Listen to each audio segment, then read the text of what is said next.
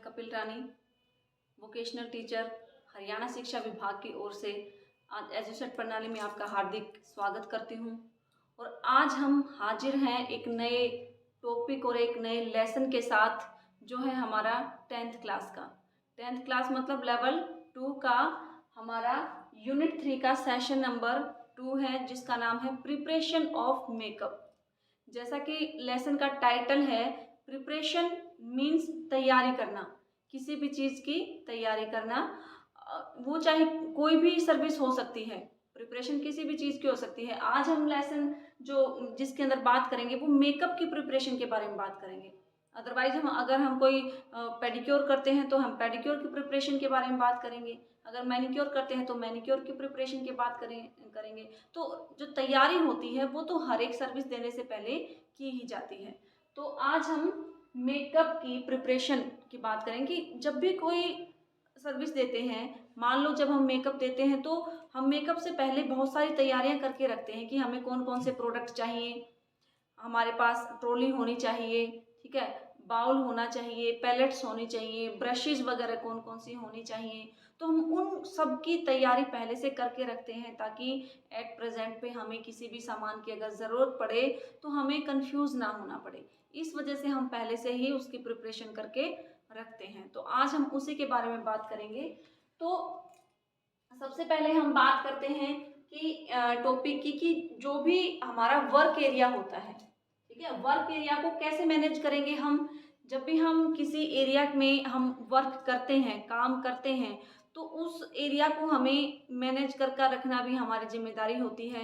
जो एक beauty therapist होता है उसको पता होना चाहिए कि क्लाइंट किस सर्विस के लिए आ रहा है, उसका कंसल्टेशन करके, विजुअल एनालिसिस करके स्किन का, तभी वो डिसाइड करता है कि इसके ऊपर कौन सा उसको ट्रीटमेंट देना है, क्या उसको सर्विस देनी है। तो उसी हिसाब से वो वर्क एरिया को मैनेज करके चलती है। उसके हिसाब से उसको पता होना चाहिए कि क्लीन वो एरिया अच्छी तरह से क्लीन हो, हाइजीन हो, साफ सफाई का पूरा ध्यान हो, हर एक इक्विपमेंट, हर एक टूल्स जो अच्छी तरह से क्लीन हो। आप जिस भी जगह का यूज़ कर रहे हैं, फ्लोर आपका बिल्कुल क्लीन होना चाहिए, ठीक है, हर एक चीज़ अपनी जगह पे सेट होनी चाहिए, व्यवस्थित होनी चाहिए। तो हम इन चीज़ों का यूज़ करके, इन छोटी छोटी बातों का ध्यान रख के अपने वर्क एरिया को अच्छे से मैनेज कर सकते हैं।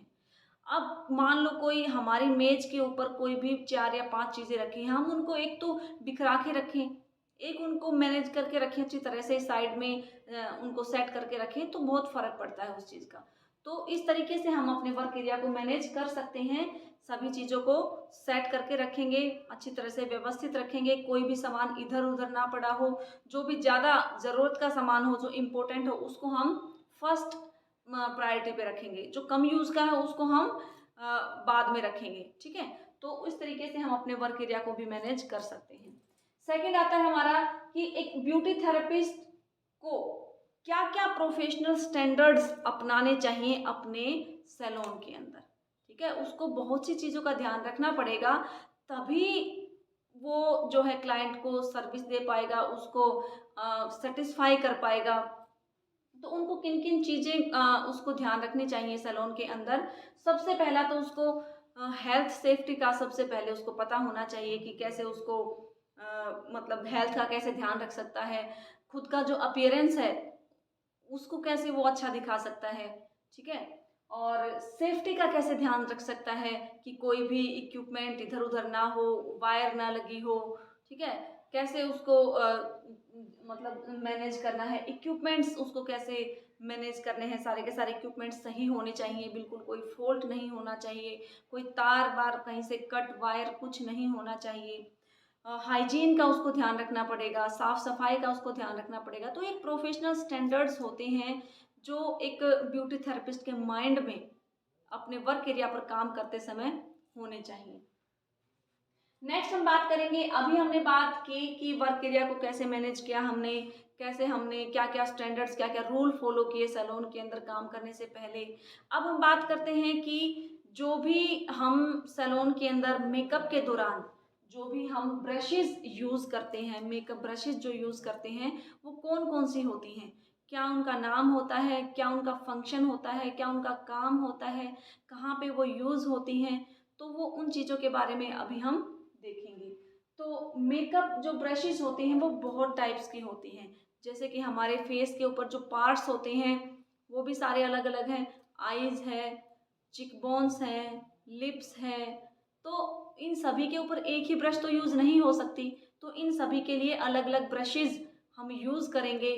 जैसे कि हम बात करते हैं सबसे पहले फेस पाउडर ब्रश की। ठीक है, तो फेस पाउडर ब्रश का यूज़ आप सबको पता है कि स्किन के ऊपर फेस पाउडर को अप्लाई करने के लिए किया जाता है।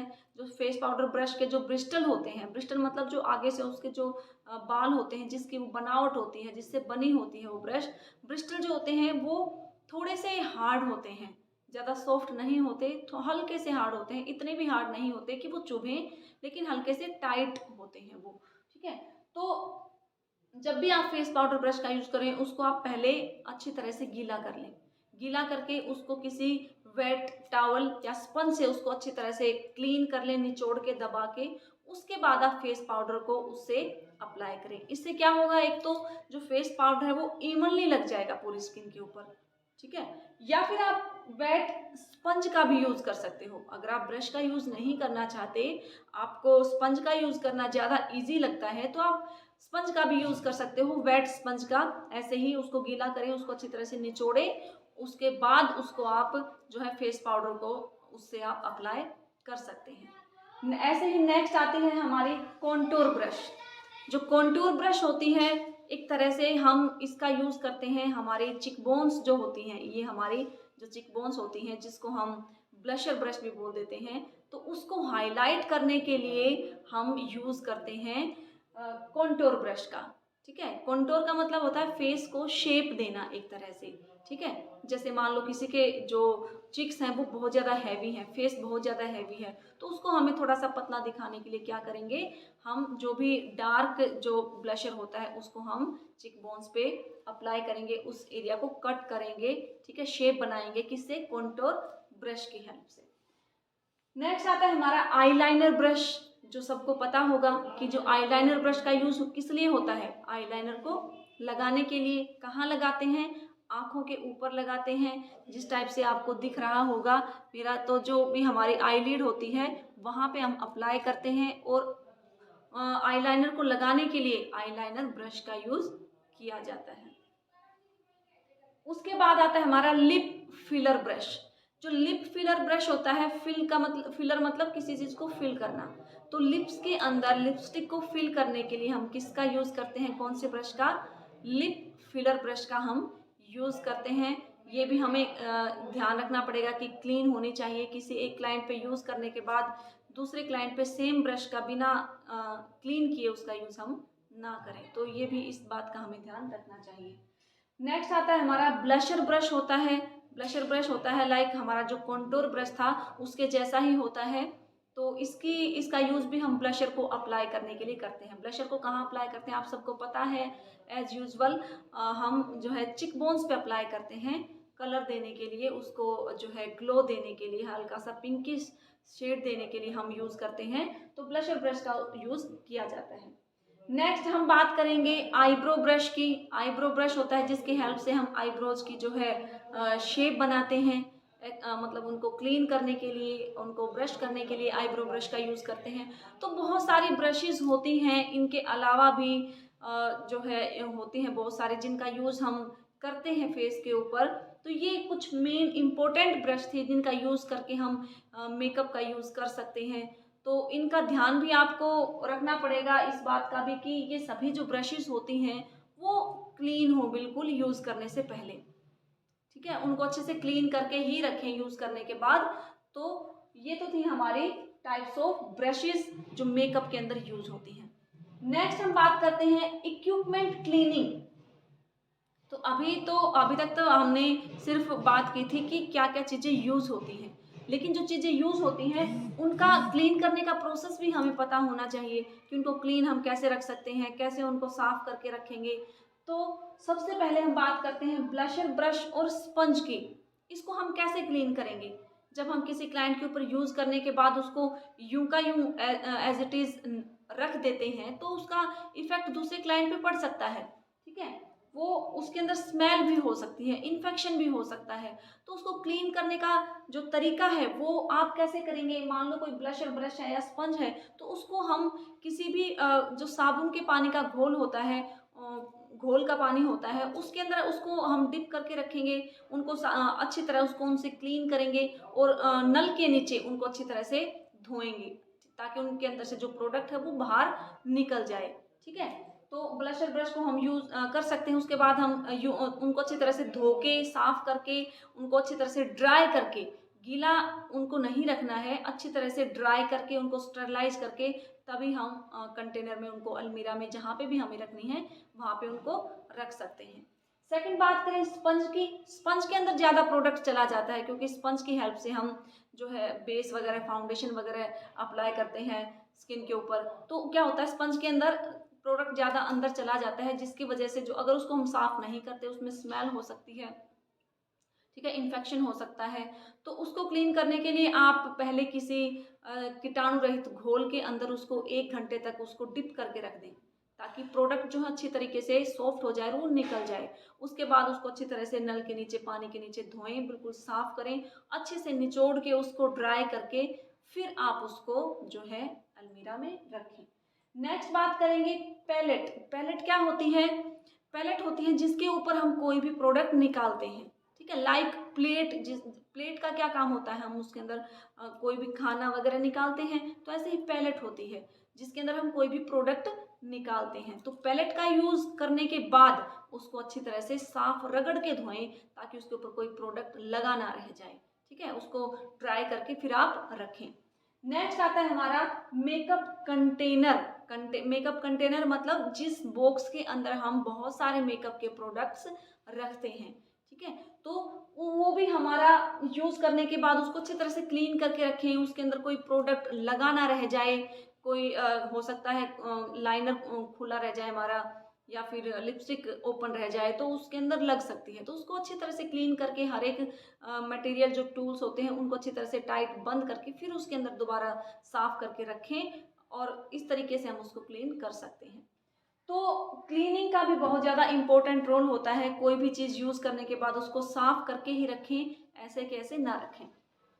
अब हम बात करेंगे cleaning the product during treatment.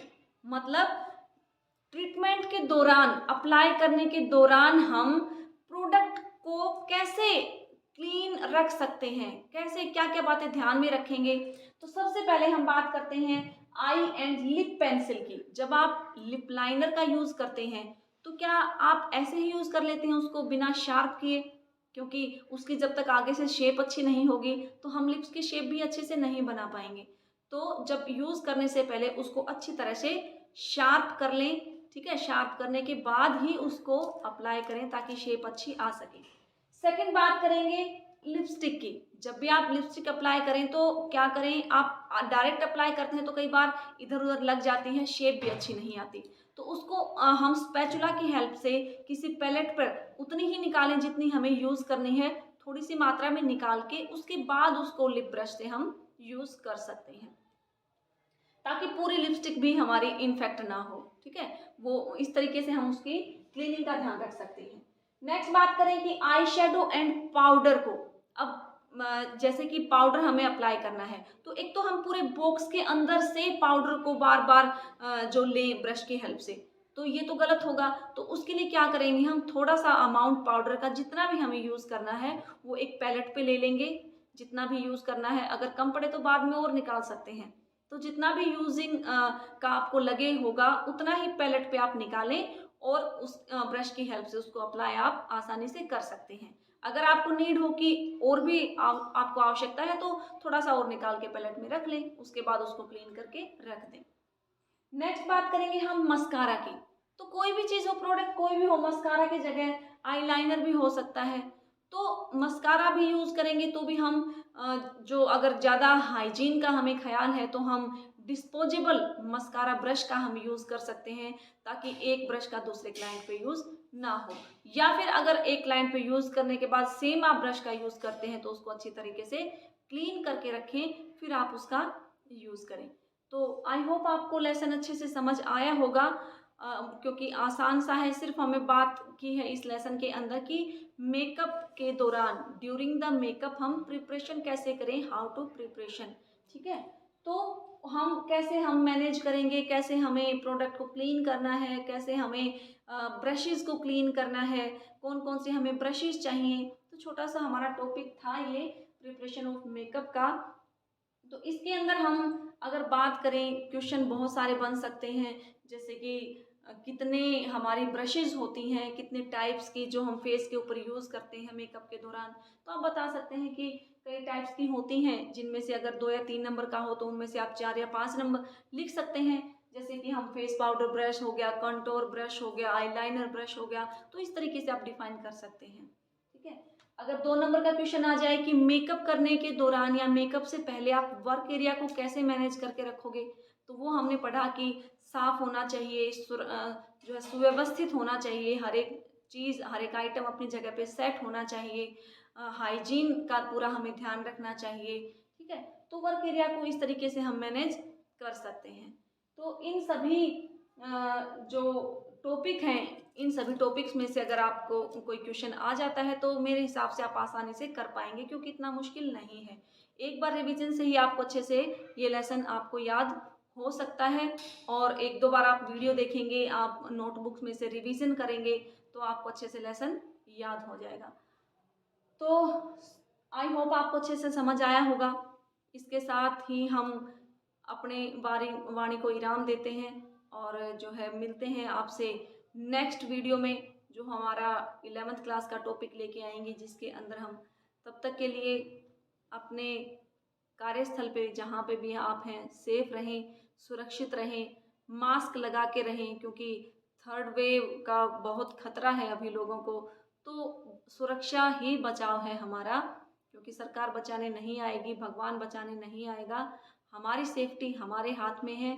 Bar bar hand को वॉश करते रहिए, हेल्दी खाना खाइए, योग करते रहिए, ठीक है, और मास्क का यूज़ करें। जब भी आप भीड़ भाड़ वाले एरिया में बैठें तो डिस्टेंस बना के बैठें, ठीक है। तो ये सभी चीज़ों का ध्यान रखते हुए आप एक हेल्दी और सुरक्षित जीवन जी सकते हैं। साथ के साथ स्टूडेंट्स के लिए एक जो है गाइड करना चाहूँगी मैं, कि अभी जैसे कि 50% स्टूडेंट्स आते हैं, तो कोशिश कीजिए आप जो है अपनी अटेंडेंस फुल दें। जो भी आपका जिस दिन भी आपकी अटेंडेंस लगती है, जो भी आपका नंबर होता है स्कूल आने का, ताकि कोई भी टॉपिक आपसे ना छूटे।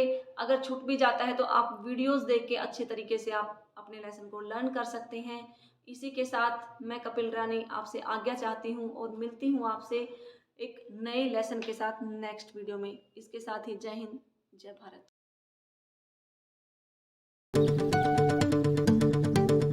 तेरे अंदर तेरी मंजिल, तेरे अंदर तेरे रास्ते, तेरी किस्मत तेरे हाथों, चुन ले अपना सफर सफर। तेरा हुनर हुनर, तेरी कदर कदर, तेरा हुनर हुनर, तेरी कदर कदर, तेरा हुनर हुनर, तेरी कदर कदर, तेरा हुनर हुनर।